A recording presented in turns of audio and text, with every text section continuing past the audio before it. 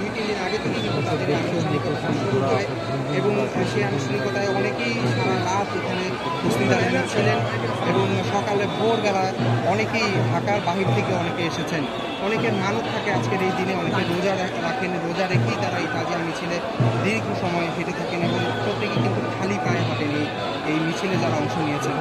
আপনি দেখছেন যে কালো পোশাক পরে, শোকের যে পোশাক, সেই পোশাক পরে মাদল করতে করতে ধীর পায়ে এগিয়ে যাচ্ছেন এবং এখানে যারা স্বেচ্ছাসেবী আছে তারাও অনেকেই পানি দিচ্ছেন, অনেকে সাহায্য সহযোগিতা করছেন। এছাড়া আইনশৃঙ্খলা রক্ষাকারী বাহিনীর সদস্যরা প্রতিটি মোড়ে, প্রতিটি জায়গায় তাদেরকে নিরাপত্তা দিচ্ছে।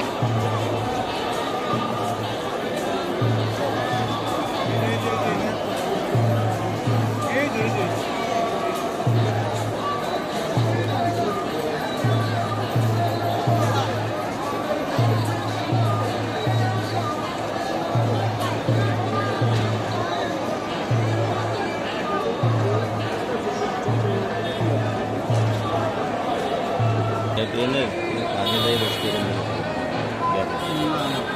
लाइट से मोबाइल